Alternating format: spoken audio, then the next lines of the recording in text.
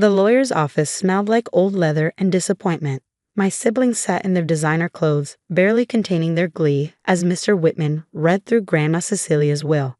$3 million each for Brandon, $3 million for Ashley, $3 million for Marcus. Properties divided equally among them. Investment portfolios transferred. Even her jewelry collection, the one I'd helped her catalog every summer, split 3 ways. And to my granddaughter, Josephine Marie Caldwell. Mr. Whitman paused, adjusting his glasses. I leave the contents of safety deposit box 447 at First National Bank on Meridian Street. That was it. No money. No properties. Just whatever was in a safety deposit box. Brandon snorted. Figures. Even dead, Grandma knew Joey was the family disappointment. Brandon, our mother chided weakly. But she was already eyeing the inheritance tax paperwork, calculating her children's newfound wealth. Ashley didn't bother hiding her smirk. Maybe it's some savings bonds. You know, enough to pay off those student loans from that art degree. Marcus, the eldest and cruelest, was already on his phone. Probably just her old photos and worthless mementos. Grandma always was sentimental about junk. Mr. Whitman slid a small envelope across the mahogany table. My name was written in Grandma's spidery handwriting. Inside, a single brass key, spotted with rust, attached to a leather tag that read only 447. That's it, Ashley laughed. Joey gets a rusty key to what? A box of costume jewelry. The worthless grandchild gets worthless junk, Marcus said, standing. Seems fitting. He pulled out his phone, showed me the photos he posted from Grandma's house that morning. My childhood artwork. Photos of me with Grandma, letters I'd written her from college. All burning in the backyard fire pit. Cleaned out your old room, he said casually, made space for my home office. Grandma's house is mine now, after all. I fingered the key, staying silent. Let them talk. Let them gloat. Let them sign every document Mr. Whitman placed before them with eager, greedy fingers. Miss Caldwell, Mr. Whitman said quietly when my siblings were distracted with their windfall. The bank closes at 5. You might want to visit sooner rather than later. Something in his eyes, a flicker of knowledge, maybe amusement. I nodded once. The funeral was that afternoon. A lavish affair my siblings had planned to showcase their newfound wealth. Brandon gave a speech about family legacy while wearing a new Rolex. Ashley dabbed at dry eyes with a handkerchief that cost more than my rent. Marcus talked about preserving Grandma's memory while living in a house where he burned my photos. I sat in the back, the rusty key heavy in my pocket. After the service, relatives I hadn't seen in years suddenly remembered I existed. Joey dear, I heard about the will. Aunt Patricia cooed with false sympathy. So unfair. But then you were never really close to Cecelia, were you?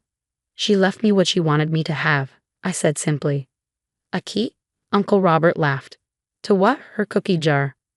I smiled, said nothing, and left early. Let them gossip. Let them pity poor Joey with her art degree and her rusty key. First National Bank on Meridian Street was an old building, the kind with marble columns and tellers who knew your name. Mrs. Chen at the safety deposit desk smiled when she saw me. Miss Caldwell, we've been expecting you. She took the key, examined it. Box 447. Your grandmother was very specific about the instructions for this box. Instructions? She led me to the vault, past rows of identical boxes. She said you come alone. Said you come after the others had signed everything. Her eyes twinkled. She also said you'd understand why when you opened it. Box 447 was larger than I'd expected. Inside 3 things. 1. A manila envelope, thick with documents. 2. A leather journal, worn and familiar. 3. Another key, modern, silver, attached to a tag with coordinates.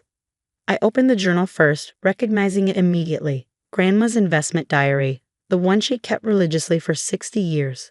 The one my siblings claimed never existed when they ransacked her study looking for financial records. The final entry was dated a week before her death.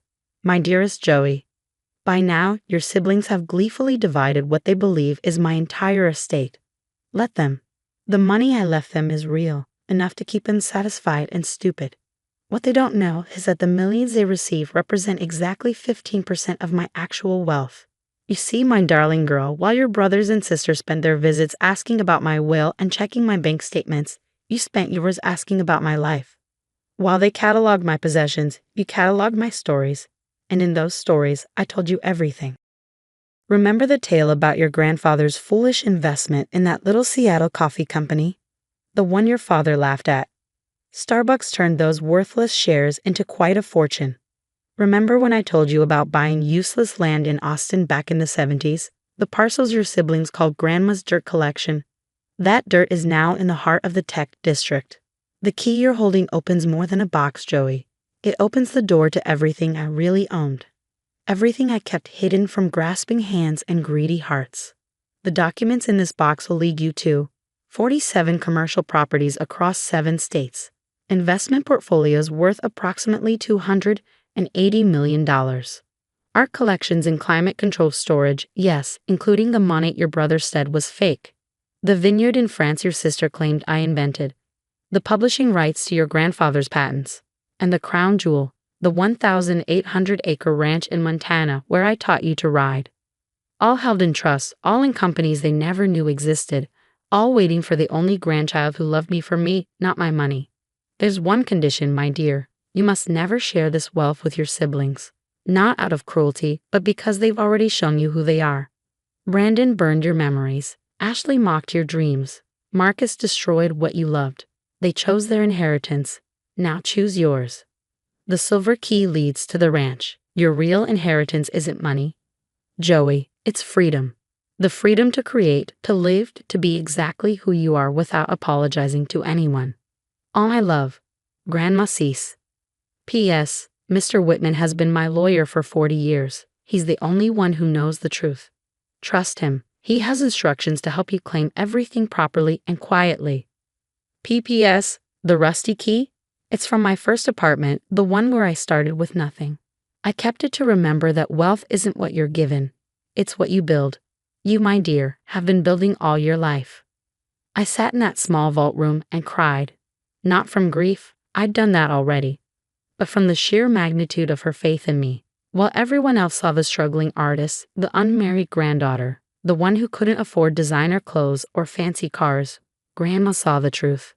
She saw the girl who spent summers learning her recipes instead of asking for money, who helped organize her photos instead of appraising her jewelry, who asked about her childhood in Poland instead of her stock portfolio. The manila envelope contained deeds, titles, account numbers, contact information for lawyers and property managers, an empire hidden in plain sight. The ranch alone was worth more than what my siblings had inherited combined. I called Mr. Whitman from the bank. Ah, Josephine, he said warmly, I trust you found everything in order. She left me everything. Not everything, he corrected gently. She left them what they expected, money. She left you what they never understood was valuable. The rest. My siblings. Signed ironclad documents accepting their inheritance as complete and final. They can't contest what they don't know exists. I could hear his smile. Your grandmother was a brilliant woman. She structured everything perfectly. Shall we meet tomorrow to begin the transfers? I hung up and looked at the silver key. The coordinates led to Montana, to the ranch where I'd spent my happiest summers, where Grandma taught me to ride, to paint landscapes, to see beauty in wild things, where my siblings had never bothered to visit because it was too far from civilization. That evening, I attended the family dinner at Marcus's house, Grandma's house. They toasted their good fortune with champagne that cost more than my monthly salary. At least Joey can afford to eat tonight. Ashley laughed, gesturing at the elaborate spread. Consider it our charity. Yeah, Brandon added, already drunk. Maybe we should set up a fund for her. The Failed Artist Relief Foundation. I smiled, sipped water, and let them talk. Marcus showed off his plans to gut Grandma's gardens and install a pool. Ashley bragged about quitting her job to become an investor. Brandon had already bought 2 sports cars. What about you, Joey? Mom asked, trying to be kind. Will you be all right? I know Grandma's oversight must hurt. I'll be fine, I said honestly. Grandma left me exactly what she meant to. A rusty key, Marcus laughed again. To what? Did you even check? I did. And it opened what it was supposed to open. Which was? Ashley pressed, sensing something. I stood gathering my things. A door. To what? Brandon demanded. I looked at them, my siblings who've inherited millions but not wisdom, who've gained wealth but not worth.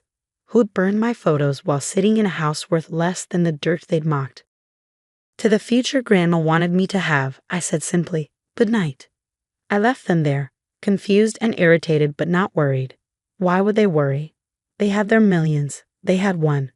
The next morning, I met with Mr. Whitman and began the quiet process of claiming my real inheritance. By the end of the week, I was worth more than my siblings would make in 10 lifetimes. But I didn't buy sports cars or designer clothes. I didn't quit my job at the gallery or move from my small apartment. Not yet. Instead, I flew to Montana, used the silver key to open the ranch house, and found one last gift, a studio Grandma had built just for me, with north-facing windows and views of the mountains. On the easel was a note, "Paint your truth, Joey. It's worth more than their lies."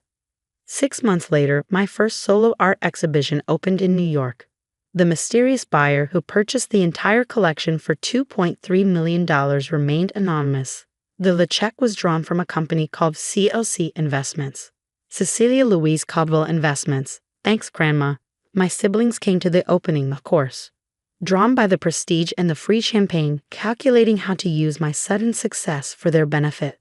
"I always knew you had talent," Ashley lied smoothly. "We should talk about investing your earnings.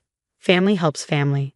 Speaking of family, Marcus interjected, "You could use a business manager. I'll give you the family discount. Or you could invest in my new venture," Brandon added. "Ground floor opportunity." I smiled at them over my champagne glass. Real champagne now, not the cheap stuff I used to drink. That's kind of you all. But I have excellent financial advisors. They've been managing my portfolio for years. Portfolio? Ashley blinked. What portfolio? "The one Grandma helped me build," I said truthfully. After all, she had just not the way they assumed. They exchanged glances, calculating, wondering. But what could they do? They'd taken their millions and signed their papers. They'd mocked the rusty key and burned my memories. And now I stood in a gallery wearing a simple black dress and my grandmother's pearl necklace. The real one, not the copy she'd left in the jewelry box they'd divided. The one she'd hidden in the ranch house with a note, "For Joey's first exhibition." "You know," I said quietly, "Grandma once told me that wealth isn't about what you have. It's about what you do with it." "Easy to say when you have nothing," Marcus scoffed. I smiled. Exactly. They left early, frustrated by my calm and their inability to figure out my sudden success. Let them wonder. Let them assume I got lucky with art sales. Let them sleep soundly in their paid-off houses while I owned the land beneath 100 others. That night, I called Mr. Whitman. I want to set up a foundation for struggling artists, full scholarships, living stipends, no strings attached. "Your grandmother would be proud," he said warmly. "What shall we call it?" I thought of the rusty key still on my keychain. The key to a first apartment, to humble beginnings, to remembering where you came from. The Rusty Key Foundation, I decided. For artists who have everything but opportunity.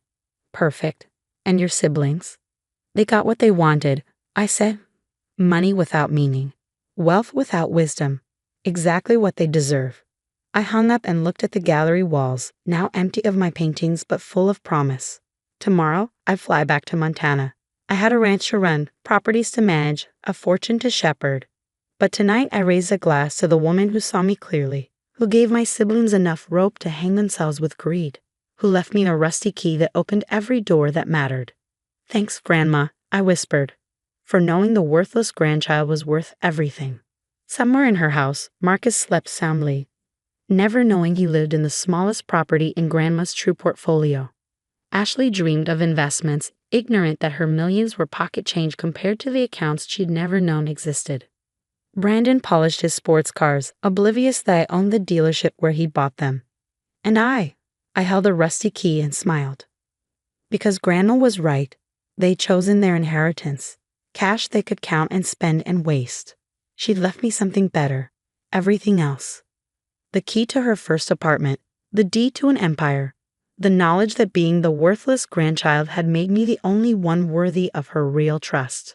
$3 million had bought my siblings' silence, their signatures, their willingness to write me off. It was the best investment Grandma ever made.